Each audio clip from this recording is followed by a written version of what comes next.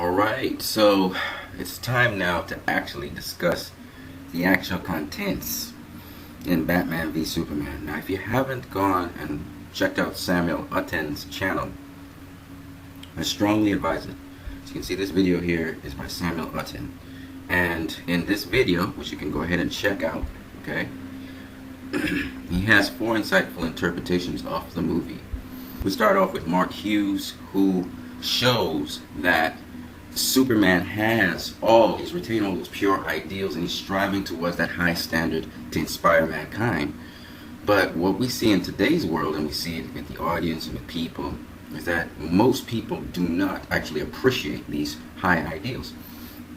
And we have detractors, as we say, who actually believe that Superman is not a hero, he's not good in any way, shape, or form because of their experiences with the fallout from Metropolis, with the fallout and alleged allegations of him doing certain things in certain places. And it actually shaped a lot of the audience's view, because after that incident that happened in Nairobi, Africa, I noticed that the testimony by the African lady in the hearings is actually what people take and say that Superman killed people. So I could see that if Superman existed in the world today, or if somebody prominent in the world today is aspiring to do something good, even this film, for instance, people will actually interpret it because of narcissism and because of skepticism and because of people who are jealous or whatever. Because of the nature of human beings and mankind, they would actually tear it down, try to tear down something that's good. So I thought this was very interesting, an article which Samuel Utten actually refers to. So go ahead and check it out. Mark Hughes is the name of the gentleman. And he goes into the nature of Superman versus his perception.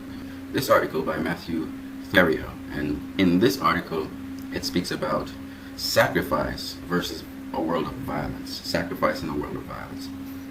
And for those of you who don't know, Superman's not really a violent person. If you notice, most of the acts, even in Man of Steel or even in Batman v Superman, Superman was going about doing good.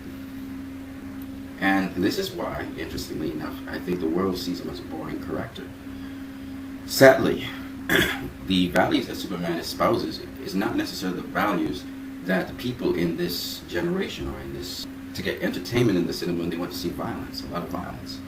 What I really want to go into with you guys is a discussion about Lex Luther.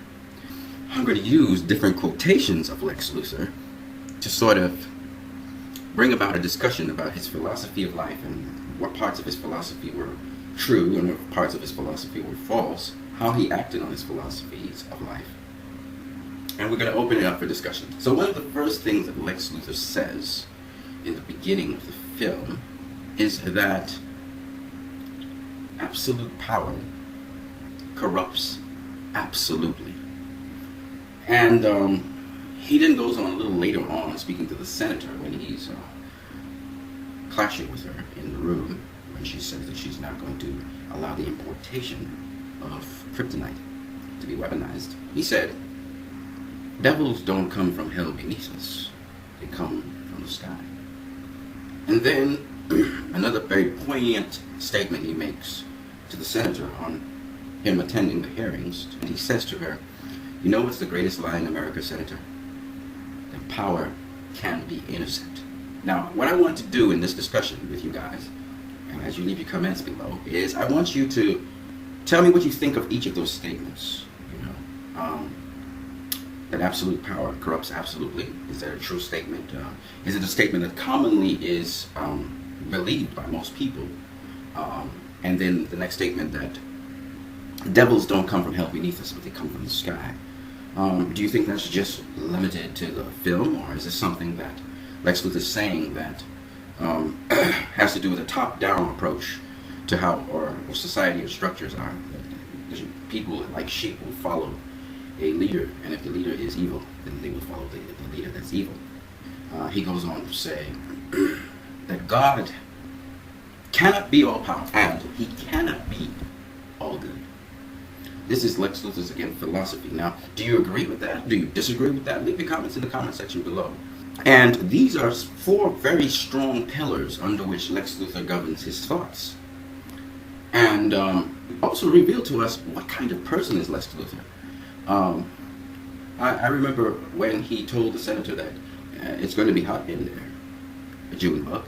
He said that. And she was moving away because she said, I come from a small town, I can wrestle a pig. And she bumped him and she went away. He looked at her, but the look that he gave on his face looking at her wasn't one of menace or cynicism, but actually one of sadness. Now, there are a number of other things Lex Luther says at the library when they're doing the book drive.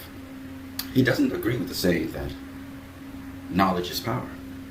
Now, why does Lex Luther not agree with this statement that knowledge is power?